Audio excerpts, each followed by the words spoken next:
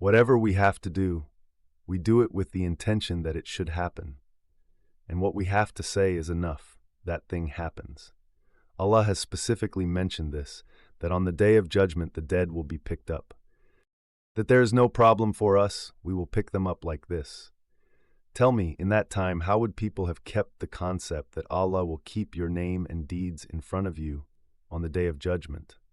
And will say, read, today it is enough for you to account for yourself. People must be thinking, how can I account for my whole life? What did I do on that day? What did I do on that minute? 8 governments, look at this. You can put as much data as you want in such a small chip. Iman bil Ghaib, Iman bil Shahada has been made. And they swore by Allah with great intensity. What did they swear? They swore that Allah will not bring anyone back to life after death. Yes, this is the way. If you can't make a cat disappear, you can close your eyes. If you come back to life, you will be killed. So it is better to deny the hereafter. When you deny the hereafter, then there is no need to believe in the Prophet or Allah. Because when you don't come back to life, then the story is over. Why? As I often say, if a person doesn't feel any pain, number 1. And number 2, if he doesn't feel death, then there will be no need for God. 2 things. If there is no pain and no death, then there will be no need for God. Why? Why do we consider God as our need that we have to die? When we have to die, it means we don't own our life. And when we come back to life after death, then God will ask us, yes, I sent you. He will throw us in hell. What will we do? And if we don't die, then the second chance is that He will punish us in this world. As I told you before that we don't feel any pain. What is pain? Hunger, illness, old age after youth. These are all pains. These are all weaknesses. Sleep, hunger, going to the toilet. These are all weaknesses. If none of these are there, and what is the second thing we get? If there is no death, then there is heaven in this world. There is no need for God. And this is what you will get in heaven. No hunger, no thirst. We will eat for pleasure, not because of hunger. No sleep, no toilet. Everything will be destroyed, and there will be no death. There will be no old age. We will always be 30 years of age. There will be no illness. So these diseases are inside us. Desires are present. So these people swear that God will not bring anyone back to life. Yes, I swore by Him. Why not? This is the true promise of God that you will be brought back to life. But most people do not know this. Or they close their eyes to it, and God will raise you again on the day of resurrection so that He opens everything for you that you used to disagree in the world, and so that the disbelievers also know that their claim in the world was false. This has to happen. And here also most people will hear you saying these filthy words. Oh yes, in the future we will know who is right. Tauba, tauba, tauba. In the future we will not know. Soon we will know, yes. In the future, if a Qadiani finds out that Ghulam Ahmad Qadiani Dajjal made a false claim of prophethood, then will it give him any benefit to find out about this in the hereafter? Will it give him any benefit? If a Christian finds out that Jesus Christ was the servant of God, He was not God, nor was He the Son of God, then will he say, "O God, send me back to this world, now I will become one with you"? No. In the future, soon we will know. Soon we will not know. Therefore, if you want to find out, you have to find out in the world. In the future, you will not know. Soon you will know. Allah Ta'ala has expressed His power. Whatever we have to do, we just have one intention that it should happen. And it is enough for us to say that it happens. Allah Ta'ala has specifically mentioned this, which will be raised on the day of judgment for the dead, that there is no problem for us. We will pick it up like this. Then Allah Ta'ala has also said in the Quran that when you were nothing, we created you at that time also. Can't we create you again? In another place, Allah Ta'ala said, "Are we tired of creating you for the first time that we cannot create you again?" Then in many places, Allah Ta'ala said, "The God who created you for the first time, He can create you again." Why? It is difficult to do something for the first time. It is difficult to do it again, to repeat that work. And for the first time, He has created you. He has created you from nothing. The one who was nothing, He created him. From the rotten bones, from the ashes, Whether it is in the soil, or in the air crash, or in the depths of the sea, or in the lion's stomach, there is no problem for Allah. Now that you know the details of the structure of the atom, you know about the DNA. What is the data in the DNA? What can you do?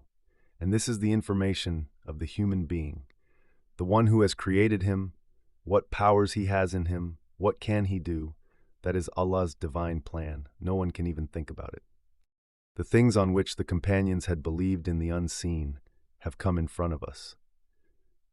Tell me, in that time, how would people have had the concept that on the day of resurrection, Allah will show you your deeds and will say, read, today you are enough to account for yourself. People must be thinking, how can I account for my whole life? What did I do that day? What did I do that minute? 8 governments, you can put as much data as you want in this small chip. Iman bil Ghaib, Iman bil Shahada. In that time, no one had thought about it. They have made a film. In the hereafter also, Allah will make a film of the world and tell that in the world you used to do this and that. See today, account for yourself. See today, we put old videos, everything comes in front of us. The statements given by the politicians, they come in front of us to haunt them. No one can run away. They can't run away in the world. Our politicians, our statesmen, people who change their statements, that is, they are able to escape from social media. In the hereafter, whatever data Allah has kept, can anyone think of what level it will be? So, this is what Allah has told Imam bil Ghaib in the world, Imam bil Shahada. See, I say a sentence in this because we had a disadvantage attached to us that we did not get the time of the Prophet. This weakness can never be overcome.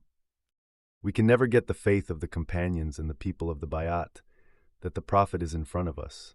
Imagine, there's a hadith of Bukhari, Abdullah ibn Masud says, we ate with the Prophet many times, in such a state that if we put a bite in our mouth, the voice of Allah's praise would come out of it. Now the companion who has seen this himself, he had to break the Roman and Persian Empire. He has seen God in the world, from the natures.